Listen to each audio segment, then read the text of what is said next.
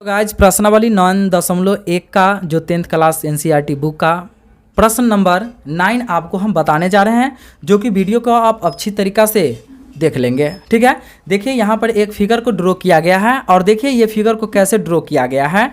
तो अब यहाँ हम समझते हैं क्या कहा कि एक मीनार के पाद बिंदु से एक भवन के शिखर का उन्नयन कोण 30 डिग्री है। ठीक है, अब देखिए यहाँ एक क्या है, ये भवन है और यहाँ एक मीनार है। यहाँ पर क्या कहा कि एक भवन का कितना डिग्री का कोण बना दिया, तो ये भवन है दोस्तों, ये कोण तो BCD ये भवन है हमारा, जो कितना डिग्री का कोण बना रहा है तो 30 डिग्री का। फिर आगे देखेंगे कि भवन के पाद बिंदु से मीनार के शिखर का उन्नयन कोण 60 डिग्री है। तो देखिए मीनार का कितना है, तो मीनार कोण इसमें हो गया ABD हो गया, जो कि ये 60 डिग्री का कोण बना रहा है।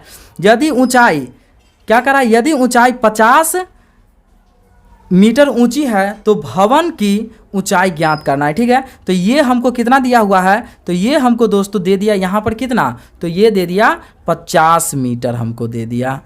ठीक है, ये हमको 50 मीटर है, इधर नहीं भवन का ऊंचाई हमको पता है और नहीं इधर आधार का ऊंचाई पता है, तो हमको यहाँ भवन का ही ऊंचाई हमको ज्ञात करना है। तो देखिए कैसे हम बनाते हैं। ठीक है, तो यहाँ सबसे पहले लिखना पड़ेगा, हल लिख लेते हैं और इसमें हम निकाल लेते हैं सबसे पहले किसका, तो सबसे पहले हम निकाल लेते हैं त्रिभुज ABD का। तो लिखेंगे क्या, त्रिभुज ABD में। ठीक है, इस प्रकार से लिख लिए। तो इसमें दिया हमको क्या है, तो देखिए AB हमको दिया हुआ है 50 मीटर दिया हुआ है। ठीक है, और BD ये BD हमको पता नहीं है, तो यहाँ मानना पड़ेगा। माना हम लिखेंगे क्या, तो माना हम लिखेंगे BD। ठीक है, माना BD बराबर क्या हो जाएगा, तो यहाँ x हो जाएगा और यहाँ थीटा का वैल्यू क्या है, तो 60 डिग्री है। ठीक है, आप ये बात को समझिए, ये ऊंचाई का काम करेगा और ये आधार का काम करेगा। मतलब ऊंचाई अर्थात लंब होता है और आधार तो किस फार्मूला से आएगा, तो tan का फार्मूला इसमें लग जाएगा। तो लिखना पड़ेगा सबसे पहले प्रश्न से। ठीक है, तो लिखेंगे क्या, यहाँ लिखेंगे tan थीटा बराबर क्या होगा, तो लंब और बटे यहाँ आधार हो जाएगा। ठीक है, तो इस प्रकार से हम यहाँ क्या करेंगे, यहाँ लिखेंगे tan थीटा का वैल्यू कितना हो गया, तो हमको 60 डिग्री पता हो गया, बराबर लंब का मान कितना पता है, लंब अर्थात ऊंचाई। ठीक है, लंब अर्थात क्या हो गया, ऊंचाई, तो ऊंचाई हमको 50 पता है, 50 बटे आधार मतलब BD हमको कितना पता है, तो मात्र x, तो यहाँ लिखना पड़ेगा x।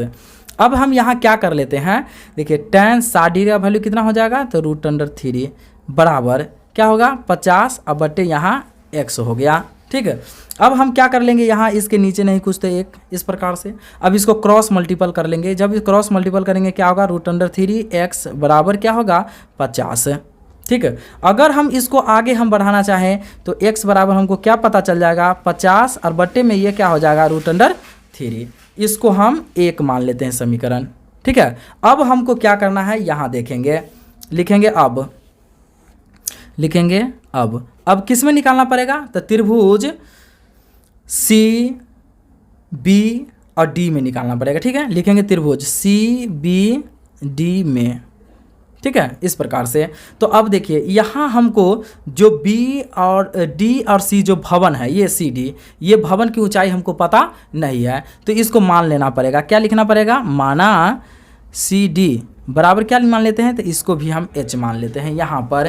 ठीक है, इसको क्या मान लेंगे, h मान लेंगे। और BD यहाँ क्या है, B और D, BD तो हमको पता नहीं था, तो यहाँ पर भी हम क्या माने थे, x माने थे, तो यहाँ हम x लिख लेंगे।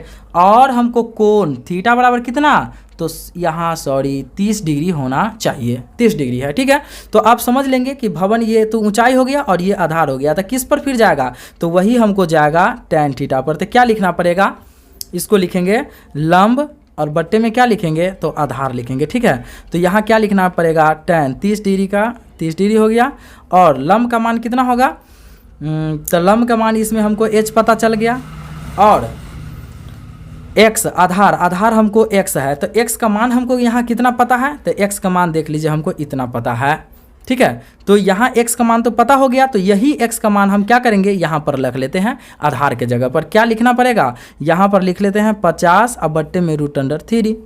अब इसके बाद देखिए हमको करना यहाँ पर क्या है, तो अब देख लेंगे यहाँ पर आता क्या है, तो रूट tan 30 डिग्री का वैल्यू कितना होता है, तो 1 बटे क्या होगा √3 बराबर, ठीक है। अब इसको क्या हो जाएगा, तो ये इसमें गुना हो जाएगा h के साथ, तो क्या लिखना पड़ेगा √3h और बटा में क्या ये 50 हो गया, ठीक। अब इसको क्या करना पड़ेगा, क्रॉस मल्टीपल, अब इसको गुना कीजिए h वाला से, तो क्या होगा √3 गुने √3h बराबर क्या हो गया 50। अब इसको जब गुना करेंगे √3 कितना होगा √9 गुने h बराबर क्या हो गया 50, तो h बराबर क्या होगा 50 अब बट्टे 9 का वर्गमूल 3 हो गया। तो इसी प्रकार से दोस्तों इसको भाग दे लेंगे, वही हमारा क्या हो गया, तो भवन का क्या निकल जाएगा, तो भवन का हमका ऊंचाई यहाँ पर मिल जाएगा। ठीक है दोस्तों, आपको वीडियो अच्छा लगा तो प्लीज़ चैनल को सब्सक्राइब कर लेंगे।